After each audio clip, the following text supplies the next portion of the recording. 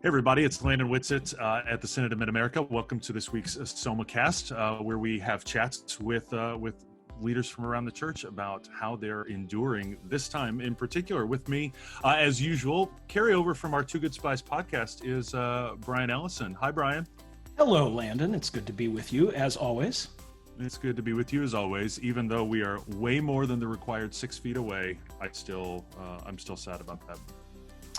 I am sad about that as well. I am finding in these days that I don't mind working from home. Actually, I think that can be pretty productive and enjoyable. But I am really missing the human connection with people kind of after work. It's weird to not go to restaurants. It's weird to not be with church communities. It's just weird. Yeah. So friends, one thing that you may not know is that on Saturday, 2 of my boys graduated, one from college and one from high school, and we had a makeshift DIY graduation on our front porch. We mapped out at least 6 feet between where we put everything. Brian was one of the graduation speakers, and it was an odd experience to see a lot of people. Even though we were apart, I mean, we were all appropriate, everybody was safe, it was still weird to see that many people. Was it weird for you? Have you been out much and to see that many people, Brian? I've been out to some public parks where people were not necessarily practicing appropriate social distancing. You were much more attentive to that than a lot of other people were. But yeah, it is still jarring. I mean, even my partner and I have commented that when one of us walks up to the other, it's suddenly surprising when there's someone standing next to you. You're like, oh wait, you're allowed to. we're not social distancing, but it has changed our sensitivity to proximity in some really interesting ways that I think will be interesting going forward. Like, will we ever hug at church again? Like, or will we have to ask and sort of approach slowly? And I think a lot of things are going to be very different. Yeah, I've had to remind myself that people are not the problem. There's this thing that may or may not be in them. I don't need to be afraid of people, but that's, as you say, going to take a while to get over. But you and I are not church like congregational pastors. We don't do that. But we do have a friend with us today who is a congregational pastor, and we'd like to bring her on. This is friends. Please welcome to the pod, Nicole Partin Abdnour. Hi, Nicole. Thanks for joining us today. Thanks for having me. Nicole, we asked Nicole to come on because Nicole has some pretty relevant experience of pastoring in the time of crisis. Nicole, in just a second, I'm going to ask you to tell us about your current spot. But Nicole served as associate pastor for Christian education at the St. Charles Avenue Presbyterian Church in New Orleans, Louisiana, or is Louisiana? Is that how they say it down there? Yeah. Yes, that's right. Yeah, you've got to. Right. I went to school in I went to school in Louisville, not Louisville, but yes. Louisville. So, but on a year to the day of you taking your job, my understanding is that's when Katrina made landfall there in New Orleans. Is that right? My ordination date, a year to the date that I was ordained. So I started in serving the church in May, and then went to my home congregation to be ordained on August the 29th. And a year later is when the hurricane made landfall. Wow. Well, before you get into telling us a little bit about the months after, year after, honestly, I mean, and that recovery is still going on. Brian and I were just in New Orleans in December, and there's still recovery going on. Yes. Before you do that, why don't you tell us a little bit about where you are right now and the work that you're doing right now? Sure. So I currently am serving as an associate pastor at the Palmacia Presbyterian Church in Tampa, Florida. It's a wonderful congregation. It's a larger church that is really committed to witnessing to Christ and serving our neighbors, both locally and abroad. I am a generalist probably in every sense of the term, though I was called to be the associate for congregational care that has morphed over the 14 years that I have served this particular congregation in some really surprising and wonderful and delightful ways. I bet. Well, take us back to that day when all hell broke loose. And here you are, newly ordained with your colleagues. How many colleagues did you have at the time there at the church? So there were three ordained clergy folks at St. Charles at the time. I was the newest one to come aboard. I was the youngest. It was my first call. I went straight from college to seminary to St. Charles Avenue. So they really got a very inexperienced individual when they called me there. God bless them, and I will be forever grateful for all that they taught me in the short time that I was there. But yeah, so we watched this impending storm with the rest of the world. It made landfall in New Orleans, and I was not there. we had evacuated. We had made the decision to close the church that particular Sunday. And so I watched it with a friend in Birmingham, Alabama. And of course, the way that narrative unfolded, there was the impact of the storm, but then it wasn't until several days later when the levees broke that really the enormity of the devastation struck that city and made a huge impact, to the point that for many of us, we were outside of the city for, I forget now at this point whether it was 6 weeks or 8 weeks. But during that time, the church reconvened in Houston, Texas, just because geographically where New Orleans is located, a large number of folks have families, and just naturally that was where they evacuated. And so as a church staff, we reconvened and began working from the basement of the Memorial Drive Presbyterian Church in Houston, which is where we stayed until the next hurricane ran us out of Houston. But yeah, it was a strange and an interesting time. St. Charles Avenue fared as a church relatively well, comparatively speaking. They certainly suffered some storm damage, but they did not suffer the devastation of a flood from where they were. I personally, when I made it back into the city, there was minor storm damage done to the house that I was renting, but it did not flood. And so, but that was not the narrative, of course, of many people who were members of the congregation, and certainly not of many of our neighbors. I want to ask about what that was like, particularly in the moments, after the storm hit, those first week or two, and the distance you had, physical geographic distance, but also communication barriers, not necessarily being able to communicate as clearly. I'm thinking about our current situation, of course, and I don't want to jump to all of the comparisons because it doesn't a perfect match, but one of the things that has seemed really hard for people is that not being able to be close or be physically together. And I have to think that was an issue for quite some time for you. It was an issue. It was an issue for an extended period of time. And so one of the unique things that was able to happen with our time in Houston was the pastoral staff, and then a number of other church staff folks, in addition to, I would say, about 50 church members, were in that area. And so we began being the church from that location. We certainly worshiped with that congregation on Sunday mornings, but we began to have a Wednesday evening St. Charles Avenue Presbyterian Church Vesper service that folks were able to come and to be a part of. Now, that was only for those folks who were in Houston, because that was back before we all became so very proficient in this virtual reality that we currently are existing in. And so it was a different experience, though, certainly for those folks who had evacuated to places that were farther away, for those folks who, even if they didn't evacuate quite so far away initially, because of the damage that was done to their home and the length of time that the recovery was going to take for them, and the job losses that happened, ended up temporarily, and some of them permanently, transitioning to other parts of the country.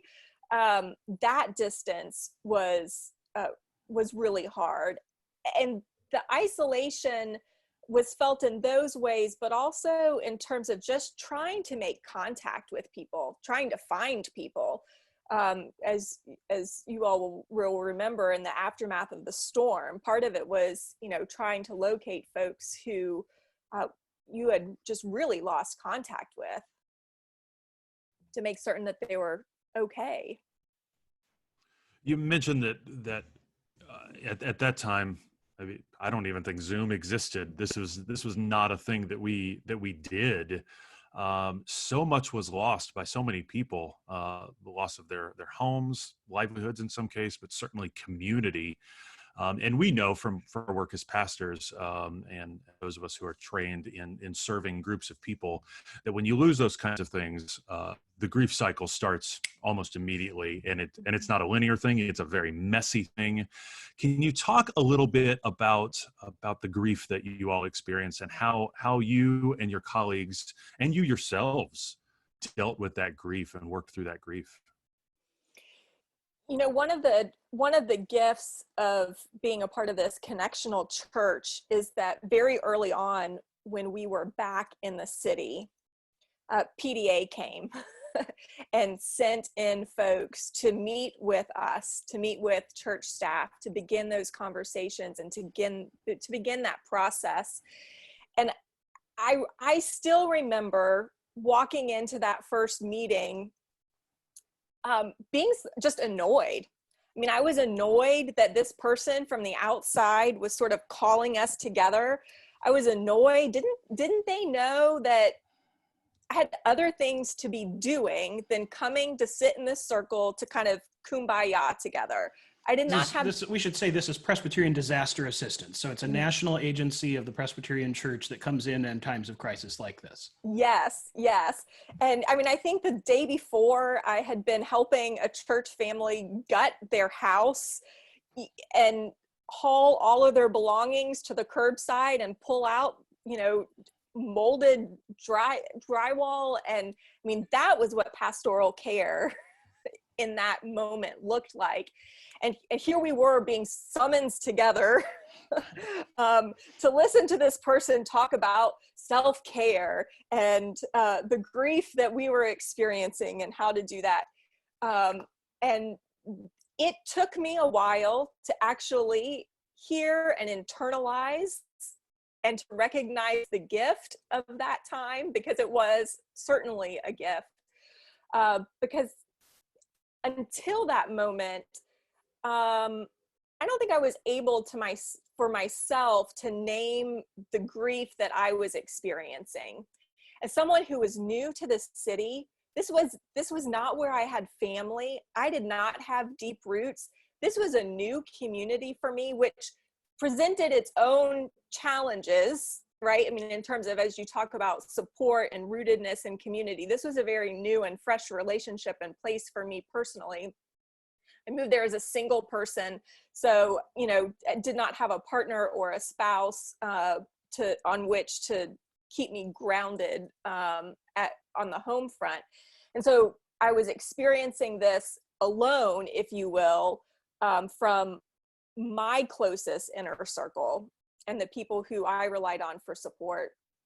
But PDA coming in and being able to name for us the trauma that we ourselves, even if our homes hadn't flooded, even if we hadn't lost everything, even if we were employed still, thanks be to God for all of those things, but the communal loss and the trauma that we were experiencing as a community, and then the secondary trauma that we as pastors were experiencing as we heard people's stories, as we walked into the remnants of their homes and had to walk alongside of them as they did the hard work of throwing out, precious family heirlooms and their college graduates, first grade, nativity project from Sunday school.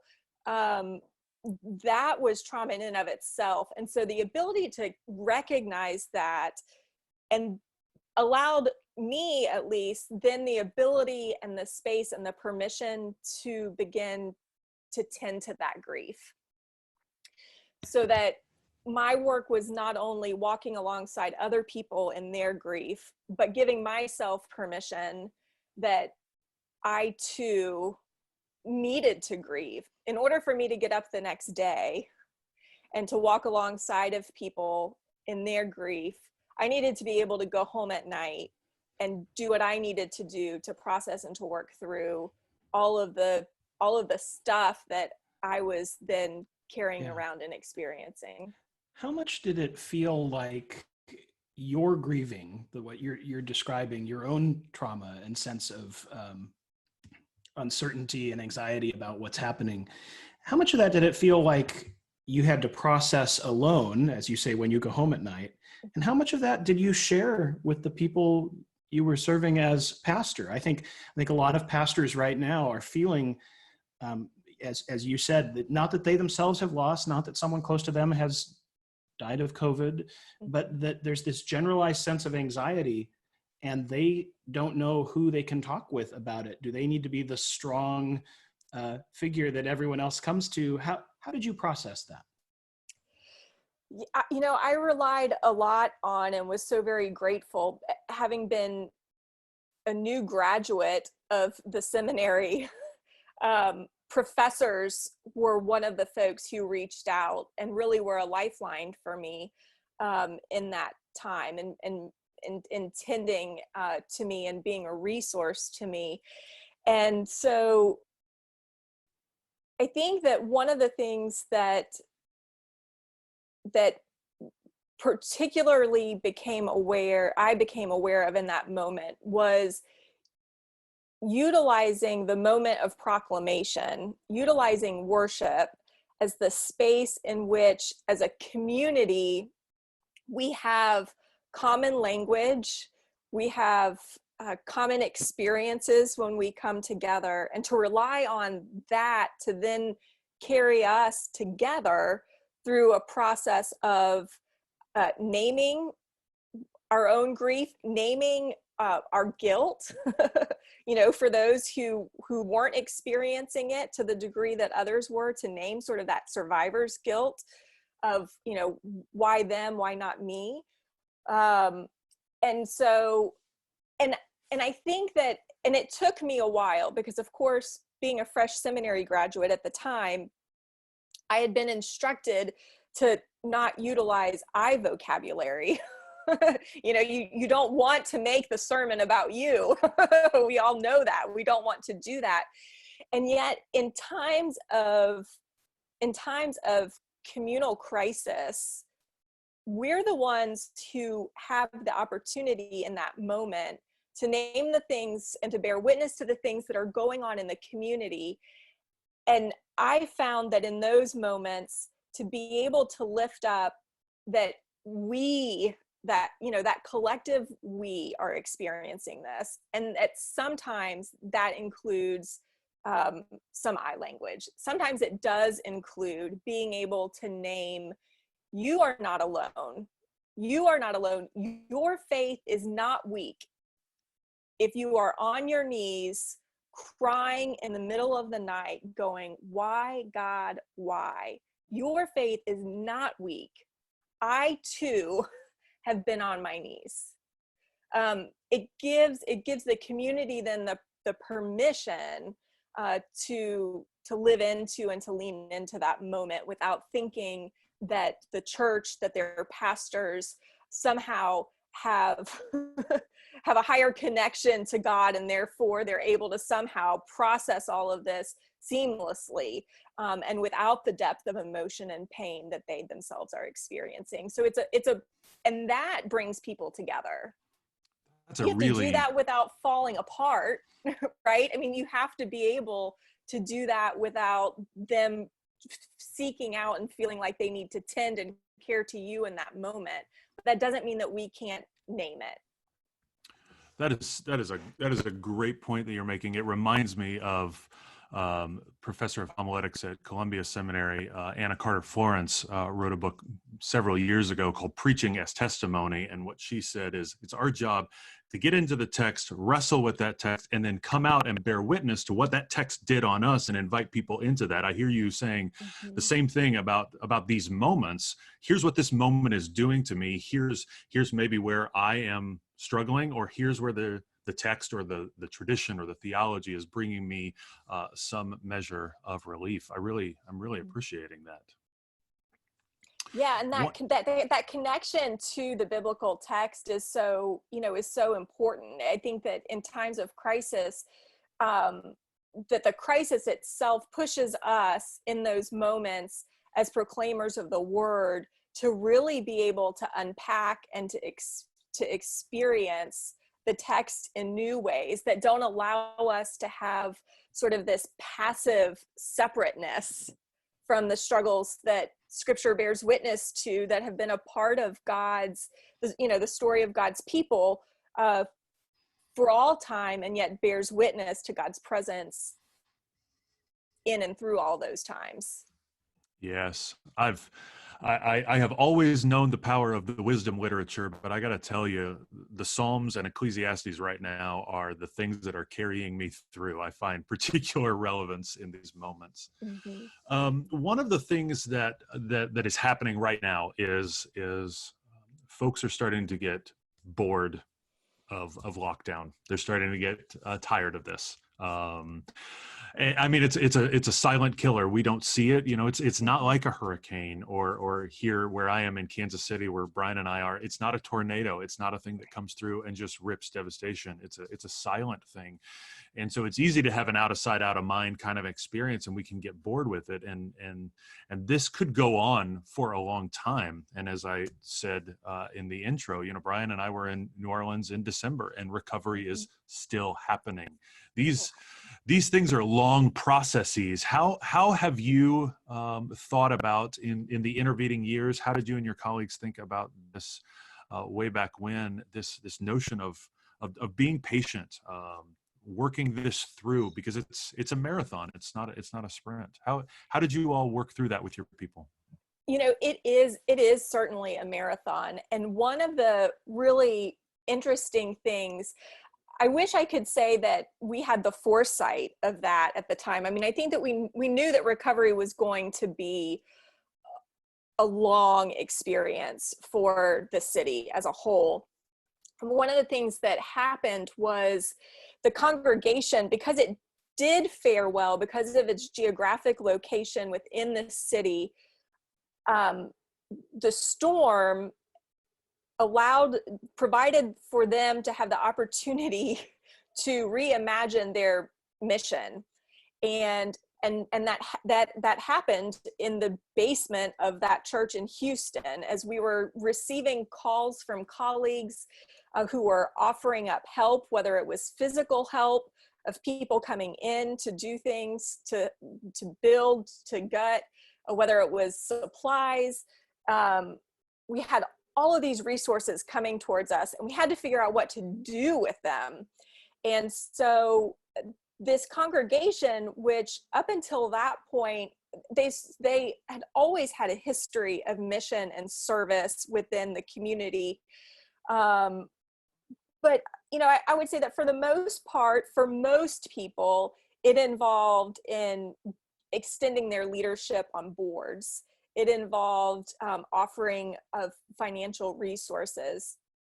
And one of the things that happened is they became a hub for mission, and they gave birth to a program called Rhino, Rebuilding Hope in New Orleans, which, when those conversations began in that basement, I think we probably thought that the church would be doing that for 2 years, maybe 3 years.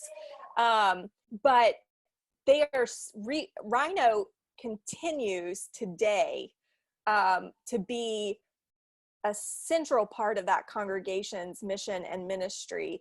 It shifted, I think, their identity and their understanding of how God was calling them to engage with their community and with the world. And so it is amazing to me that now 15 years later,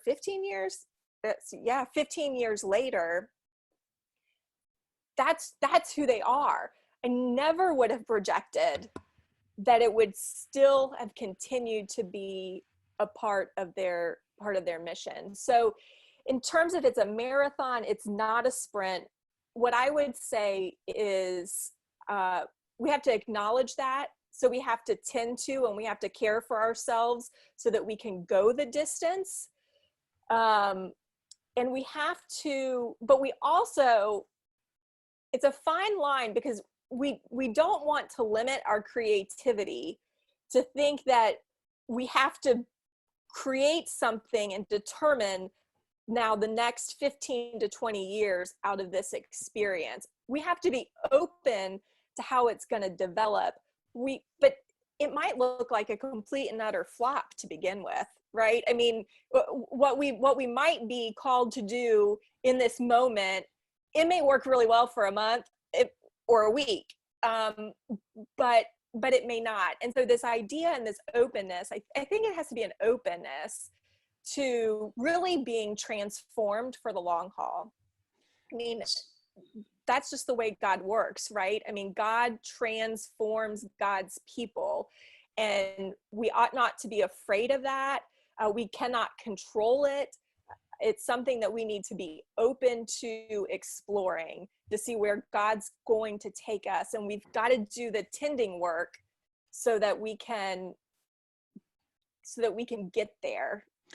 So I guess the natural question then is, you're a pastor serving a congregation now, a very different kind of crisis and a very different kind of grief and anxiety and congregational experience. And yet, again, there's this opportunity to rethink the mission and ministry to which you as a pastor, to which your congregation is called. It's early, but as you think about it, I mean, what are some possibilities? What are the kinds of things that, in your imagination, at least at this point, you think congregations, maybe even yours, might be called to do that's different in terms of mission and ministry? That's a great question. I wish I had a clear answer to that. One of the things that has been surprising, that has been a forced opportunity in this moment, is this idea of connecting and the outreach beyond the folks who are in our neighborhood. I serve a congregation that really, even though it's a large congregation, it identifies itself as a neighborhood church.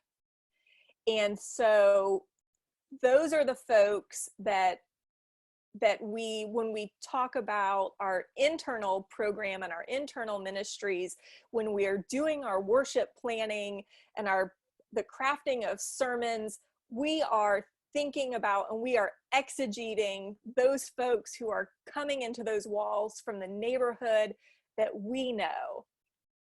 And yet now on Sunday mornings, our reach is going so much further. I mean, I'm receiving emails from people who are living, who live in Georgia and in the Northeast, that I'm wondering, how in the world did you get connected to Palmacia Presbyterian Church? Who are your people? Who are you related to? We'll come to find out they're not related to anyone, right? I mean, they are, but there's not that familial connection that I can naturally track down. And that really, I think, has profound impact for us as a congregation, because now that we've entered into this virtual world to a different degree than we had in the past, we also are tending to the sheep of our flock who are no longer able to come to the building in a much better way. Our outreach, I think, to those who find themselves disconnected from the community because of age or illness, feel much more connected to us now, because we are exploring what it means to create community when we can't be together, and that impacts all of us at this point. But what is clear is we cannot go back to being the way we were before all of this, because we have extended a lifeline and a connectivity to these folks that we can't turn our backs on them anymore. I mean, and so it's about fine tuning that. What does that look like? How can we continue that? And then the other question is, and what do we do about these folks who are connecting to us in different places, who may never come through the doors? What is our obligation? What is our calling to minister to them? How do we exegete that congregation? Those are questions that we're talking about as a pastoral staff on a pretty consistent and regular basis now, as we try to figure out what that looks like. Yeah, those are the same questions that Brian and I hear all of our colleagues asking, all of your colleagues asking. I think those are the right questions. And rest assured, we are going to be praying for you particularly, and your staff and the members at Paul Messia in the days ahead. Folks like you, Nicole, are doing incredible work. We see you, we see what you're doing, and those of us who are served by you are really, really grateful. Before we let you go, what are things that have come into your sphere of reference? Maybe something you've read, books, articles, maybe movies, podcasts. What are some things that are giving you hope, giving you life, or that's just fun? I mean, I'll tell you, I've been reading sourdough baking books like they are going out of style. I'm that guy. You're that guy, yeah. I'm that guy. You have all the yeast. Yeah. Where is all of my yeast? Yeah. Not that he wasn't doing some really interesting and crazy things before all of this. Let's be clear. Oh, get this though. I had a friend who just wrote us the other day, and she said that she has a sourdough starter that was propagated in Giza. And she said, the story I'm telling myself is that this yeast is related to the first yeast that baked the first bread. I was like, give it to me. And she's going to give me some of that starter. I'm so excited. But enough about me. What about you, Nicole? What's bringing you life and joy? Enough about me. Let's talk about you. I'm sorry, Nicole. I thanks for being with us. But really, we're going to switch topics now to Landon's sourdough starter. Yes. I'm sure no one would mind.